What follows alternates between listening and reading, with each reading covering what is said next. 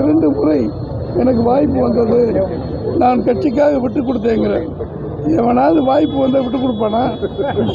அது எவன்டா அடிக்கலான்னு தானே அடிக்கிறாங்க, பிக் பாக்கெட் அடிக்கிற மாதிரி தான் அது. வாய்ப்பு வந்து அவர் எதுக்கு விடுறாரு? அதுக்கு தெய்வத்தின் தீர்ப்பு எடப்பாடி பழனிசாமி அவர்களுக்கு வரணுன்னு இருந்திருக்கு. யாரும் எதுவும் கிடையாது. அம்மா அவர் அமைச்சராக செக்ரட்டரி இருக்கும்போது தான் அவரை அமைப்பு பொறுப்பு எல்லாத்தையும் எடுத்து விட்டாங்க.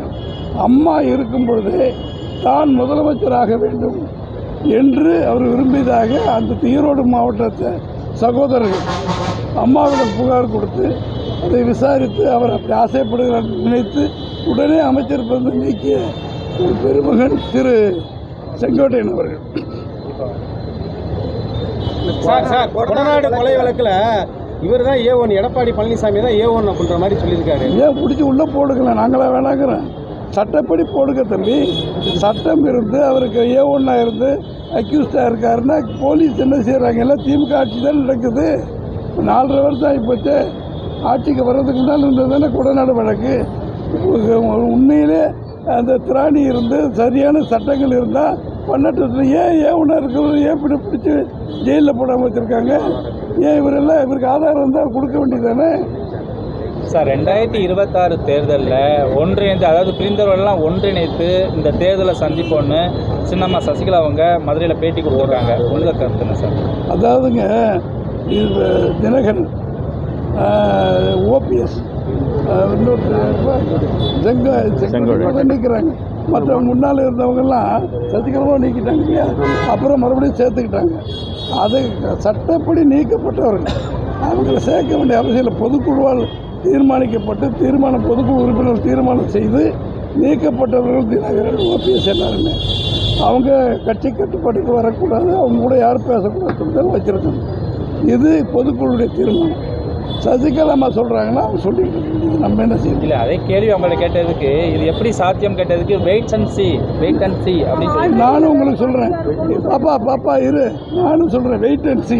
இவங்களுடைய வாழ்க்கைன்னு ஒரு 3 மாதத்தில் என்ன ஆகுதுன்னு பாருங்கள்.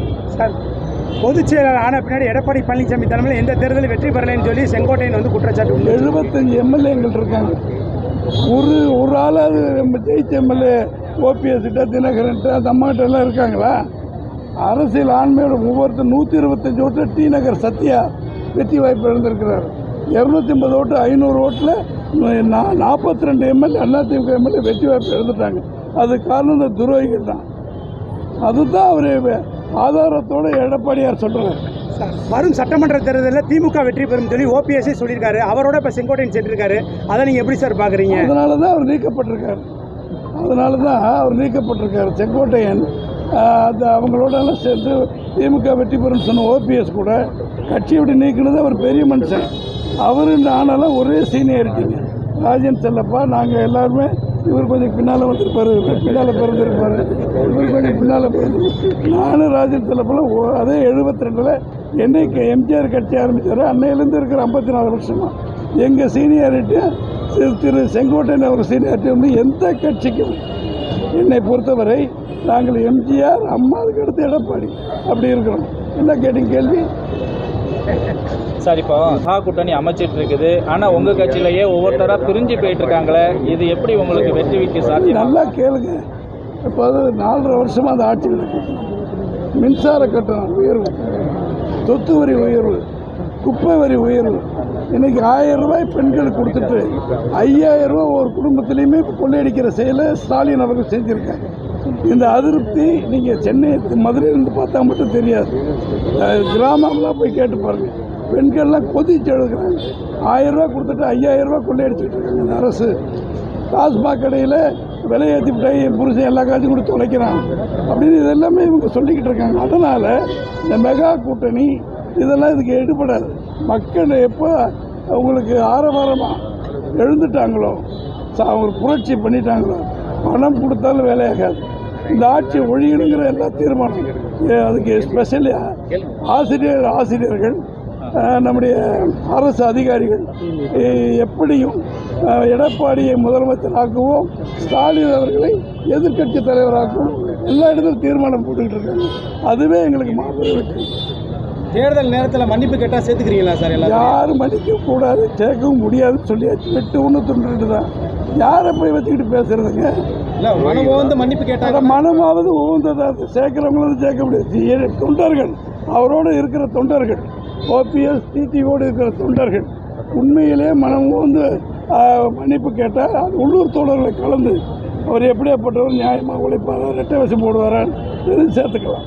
தேர்தல் நேரத்தில் இப்படி அடிக்கடி நடக்குது, பலவீனமாக இருக்காதா சார் அதிக? எந்த பலவீனமும் கிடையாதுங்க.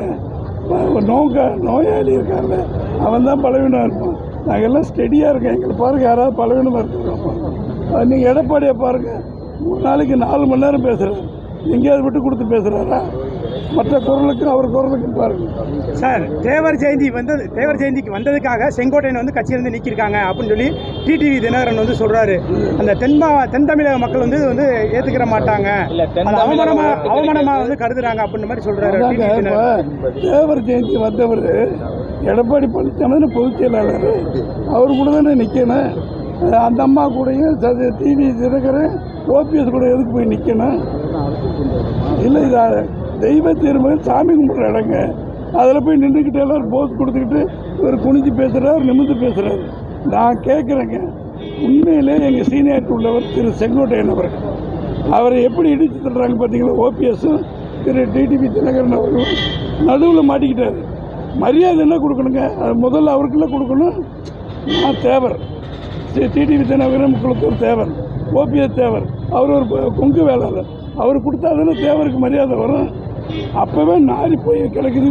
முதல் கோணல் முற்றும் கோணல் வைத்தான். அப்படின்னா அதிமுக வந்து செங்கோட்டையனுக்கு வந்து அந்த மரியாதை இருந்துச்சு, அங்கே போன இடத்துல மரியாதை இல்லைன்னு சொல்கிறீங்களா? ஏங்க, இங்கே தான் ராஜாவாக இருக்காருங்க செங்கோட்டையன். இப்போ அங்கே கூஜா தூக்குற மாதிரி போயிட்டாங்க. அவங்க சந்திப்பு ஏற்கனவே இந்த சந்திப்பை பற்றி அவங்க மறைமுகமாக பேசிக்கிட்டு இருக்காங்களா சார்? மறைமுகமாக போனது பூரா உங்களை மாதிரி நம்மள மாதிரி ஆளுக்கு தெரியாது. தெரிய வேண்டியவங்களுக்குலாம் தகவல் வந்துருச்சு. ஃபோட்டோவோட ஆவணத்தோட எங்கெங்கே பேசுகிறாங்க, யார் வீட்டில் உட்காந்து பேசுகிறாங்க. ஒன்றுமே பண்ண முடியலைங்க. 4 வருஷம் 3 மாதம் எடப்பாடி ஆட்சியில் இருந்தார். அப்புறம் என்னென்ன வழக்கு இருக்கோ அத்தனையும் போட்டார் ஓபிஎஸ். எதாவது பண்ண முடிஞ்சா? அப்புறம் இவர் கூட தானே இருந்தார். இவருக்கு என்ன கஷ்டம்? நான் பெரியவன் அப்படி பார்த்தா இன்னைக்கு ராகுல் காந்தி சின்ன ஆள், கார்கே இருக்கார்ல அவர் தலைவர், அவர் 83 வயசு 85, அவர் கூட இருக்கிற அவரை ஏற்றுக்கிட்டு இருக்காங்க எல்லாருமே. அவர் வயசு சின்னவர் தம்பி, ஆனாலும் அவருக்கு அடுத்து உட்கார வைக்கிறாங்களா ராகுல் காந்தி. அது மாதிரி பல இடத்துல பல பிரச்சனைகள். இவர் வயது முதிர்ந்ததுக்கான நான் சீனியர் சொல்கிறதுக்கு அர்த்தம் இல்லை. இன்னைக்கு அவர் கூட இருந்தவங்களாம் நீக்கியிருக்காரு எடப்பாடியார். ஒரு ஆள் கூட இந்த ஆஃபீஸில் கிடையாது. காலையில் பார்த்தீங்கன்னா வெறிச்சோடு இருக்கிறது வீடு போடுறாங்க டிவியில். நான் சொல்கிறேன்னா, ஒரு பதவியில் இருந்தால் தான் அது மரியாதை. செல்லூர் ராஜு, திரு ராஜன் செல்லப்பா, உதயகுமார், நான் அமைச்சராக இருந்தேன். இந்த எம்எல்ஏ எம்பி அமைச்சர் கொடுத்ததுனால தான் நாங்கள் உங்களுக்குலாம் தெரியும். மற்றவங்களும் இருக்கிறாங்க, அது வேறு. இந்த கட்சியினால் நன்மை பெற்ற நான் வெளியேற திண்டுக்கல் சீமாது வெளியேறேன்னாக்கா எல்லோரும் வருத்தப்பட்டுருவாங்களா? நாசமாக கொள்ளையடிச்சிருந்தா இங்கே உட்காந்து பொருளாளராக வச்சாடு என்ன சொல்லுவாங்களா? மாட்டாங்க. அண்ணன் எப்போ போவோம், சின்ன எப்போ காலியாகன்னு பார்ப்போம். வருத்தப்பட மாட்டாங்க யாரும். நம்ம நடந்துக்கிற விதம். இப்போ ஓபிஎஸ் ஆளுக்கு போய் மாலை போட்டு அண்ணே நாங்கள் உங்கள் கூட இருக்கிறோம் அப்படின்னு செங்கோட்டையன் வீட்டில் போய் பார்க்குறாங்க. அவங்க பெரிய சக்தி வந்துருச்சுன்னு நினைக்கிறாரு. எவனுக்கு ஒன்றும் சக்தி கிடையாது. அந்த போய் கிடக்கிறாங்க. இங்கே போய் சும்மா கிடந்தவங்கள மாவட்ட செயலாளர் இருக்கிறாங்க, ரோட்டில் கிடந்தவங்கள ஒன்றிய செயலாளர். இந்த கட்சி 54 வருஷம் ஆச்சு. எம்ஜிஆர் அம்மா ஆரம்பித்த கட்சி. இதில் இன்றைக்கி இருக்கிறது எங்களுக்கு பெருமை, ஒவ்வொரு தோழருக்கும் பெருமை. 2 லட்சம் ஓட்டில் தாங்க அதிமுக வெற்றி வாய்ப்பு இழந்தது. திரு ஸ்டாலின் அவர்களுக்கும் திமுகவுக்கு 2 லட்சம் ஓட்டு தான் வித்தியாசம். 234 தொகுதியில் ஒரு பூத்துக்கு 50 ஓட்டு வந்தால் போதும், வெற்றி பெறுவோம். நிச்சயமாக வெற்றி பெறுவோம். சார், செங்கோட்டையா அவர்கள் சொல்லியிருக்காங்க, இன்னும் நிறைய மூத்த முன்னாள் அமைச்சர்கள் எங்கள்கிட்ட வருவாங்க அப்படிங்கிற மாதிரி சொல்லிட்டு. உங்களுக்கு தெரியாமல் வந்தால் போய் பார்ப்போம், எல்லோரும் பார்ப்போம். உங்களை மாதிரி நாங்களும் பார்க்குறோம். ஏங்க இதெல்லாம் இங்கே அதிமுகவில் எந்த ஒரு பொறுப்பு இல்லாமல் இருக்கிறவன் வெற்றி ஆஃபீஸர் எந்த வேலையும் பார்க்காதவங்க பொதுமக்களே ஒதுக்கி வைப்பாங்க. அவங்கெல்லாம் போய் சேர்ந்துக்கிட்டு வாழ்கன்னா நாங்கள் என்ன பண்ண சொல்கிறீங்க? ஒரு எலெக்ஷன்னா செல்லூர் ராஜு, ராஜன் செல்லப்பா, உதயகுமார்லாம் எப்படி உழைக்கிறாங்க பார்க்குறீங்களா? போட்டி இருக்கும் ஒருத்தருக்கு ஒருத்தர். நான் முந்தி நீ முந்தின்னு போவாங்க. ஆனால் எவ்வளோ கடுமையான உழைப்பு. எல்லா இடத்துல வரவேற்பு. வந்தார் இல்லையா? இப்போ எல்லாம் மதுரை மாநகர் புறநகருக்கு எல்லாத்துக்கும் எங்கேயாவது பஸ்ஸில் நின்று பார்த்துங்க, நீங்களும் பார்த்துருப்பீங்க. எந்த குறையும் கிடையாது. முடிச்சுக்கலாமா சார்? சொல்லுப்பா. இப்போ ஓபிஎஸும் இதில் அமமுகவில் போய் சேர்ந்துக்குவாங்களா? எதுலையும் சேர்ந்து போகிறாங்க. நமக்கு என்னப்பா நீ ஒரு மோசமான ஆளு. ஏப்பா அவர் எதில் சேர்ந்தால் நமக்கு என்ன? எங்களுதுல நாங்கள் நீக்கிறது சரி. 100க்கு 100 சரியான முடிவை மாண்புமிகு எடப்பாடியார் அவர்கள் செய்திருக்கிறார்கள். கட்சின்னு ஒரு டிசிப்ளின் வேணுங்க. நீங்கள் போலீஸ் ஸ்டேஷனில் போய் பழகிங்க. இவர் எஸ்பி உட்காந்துருப்பார், டிஎஸ்பி வணக்கம் சொல்லுவார், டிஎஸ்பி உட்காந்து இன்ஸ்பெக்டர் வருவார், இன்ஸ்பெக்டர் வணக்கம் சொல்லுவார், எஸ்ஐ வருவார், எஸ்ஐ அவருக்கு வணக்கம் சொல்லுவார், எஸ்ஐக்கு பக்கத்தில் ஏட்டையா வணக்கம் சொல்லுவார், அப்புறம் சாதாரண பிசி அவர் வணக்கம் சொல்லுவார். அதான் கட்டுப்பாடு. சார் இப்போ 4 பேர் ஒன்று சேர்றதுனால தென் மாவட்ட ஓட்டு பாதிக்காதா? தென் மாவட்டத்தில் நீங்கள் வந்து பார்த்தீங்கன்னா தெரியுங்க. நீங்கள் மதுரை அங்கேருந்து கமிதியில் பார்த்த நிறுவனத்தை கேளுங்க, எப்படி வரவேற்பு இவருக்கு நம்ம மாண்புமிகு எடப்பாடியார் கேளுங்க.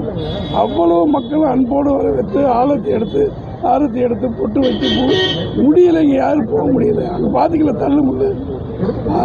அரசியல் அந்த இது இருக்கும்போது நல்லா இருந்துச்சு. வணக்கம் சொல்லி தமிழக முதல்வர் வந்து பசுமன் முத்துராமலிங்க தேவருக்கு பெருமை சேர்த்தது, அவருக்கான அந்த திட்டங்கள் ஃபுல்லாக செஞ்சதுக்குலாம் நாங்கள் தான் அந்த சிலை வச்சிருந்து எல்லாமே முதலமைச்சராக இருக்கும்போது ஏதாவது செஞ்சுருப்பாருங்க. நாங்கள் முதலமைச்சராக இருக்கும்போது செஞ்சுருப்போம். திடீர்னு கேட்டு லிஸ்ட்டு கொடுக்குற நாளைக்கு வச்சுக்கோங்க, யார் உங்களுக்கு தலைவர் உங்களுக்கு அனுப்புகிறோம். எல்லா அம்மா 13 கிலோங்க, இன்னைக்கு 13 லட்சம். அது 13 கோடி. எங்கே இதெல்லாம் எவனு கிட்ட நிற்க முடியாதுங்க. ஏதாவது நாங்களும் பார்த்துறோம். இப்போ மாண்புமிகு எடப்பாடியார் அவர்கள் முத்துராமலிங்க தேவர் ஐயாவுக்கு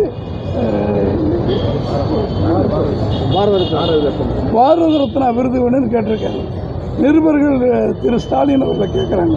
நான் இனிமையாக மகிழ்வோடு வழிமொழிகிறேங்கிறார். வேறு பதில் இதில் சொல்ல முடியாது. அவருக்கு என்ன பாரத ரத்னா பற்றி சொல்லி பார்க்கணும். ஒரு நாள் அங்கிட்டு போக முடியாது. சேகர் பாபு என்ன சொல்றாருன்னா, எடப்பாடி வந்து கட்சியை அழிச்சுக்கிட்டு வராருன்னு சொல்லியிருக்காரு சேகர் பாபு. அப்போ அவருலாம் அவர் எங்களுக்கு ஜூனியர் தம்பி. நீ அவரை போய் நீ பெரிய பத்திகளை கேளுப்ப. யாராவது சேகர் பாபு எனக்கு வயசு ஒன்றாவது என்ன நீ நான் தான் எம்ஜிஆர் காலத்துலேருந்து இருக்கிறேன் சொல்கிறேன். அது வேணாம் தம்பி. தேர்தல் ஆணையம் எஸ்ஐஆரை வந்து தேர்தல் ஆணையம் எஸ்ஐஆர் கொண்டு வந்ததை திமுக எதிர்க்குது, அதிமுக வரவேற்குது. உங்களுடைய அந்த வரவேற்புக்கான காரணம் அது விஷயம் என்னன்னாங்க, நீங்கள் எதையாவது போய் சொல்லி மக்களை ஏமாற்றணும் அப்படின்னு நினைக்கிறேன். அவன் என்ன சொல்கிறான், எஸ்ஐஆர் தேர்தல் கமிஷன் இப்போ ஓட்டு இல்லாதவங்க சேர்த்துக்கலாம், அதுக்கு ஒரு ஃபாரம் கொடுக்குறோம், இறந்தவர்களை நீக்கிறோம், வெளியூர்களும் நீக்கிறோம், இதை சொல்கிறான். அதுக்கு தான் ஒவ்வொரு கட்சிக்கும் பிரதிநிதி நாங்கள் கொடுக்குறோம். அந்த ஏஜென்ட்டுகள் போட்டிருக்கோம். நான் எல்லா கட்சிக்கும் இருக்குது பிஎல்ஏ 2ன்னு. அதை போய் நாங்கள் உட்காந்து வீடு விட கணக்கு எடுத்து இவன் இறந்துட்டான் போயிட்டான், அதான் லிஸ்ட்டு. அதில் என்ன பொய் ஏமாத்துற அவசியமே இல்லை. அதை தான் எடப்பாடியார் சொல்கிறார். அது இது நாங்கள் வரவேற்கும் சொல்லி தான் காரணம், வேறு எதுவுமே இல்லைங்க. சந்தோஷம். ஜெயந்தி வாழ்த்துக்கள்.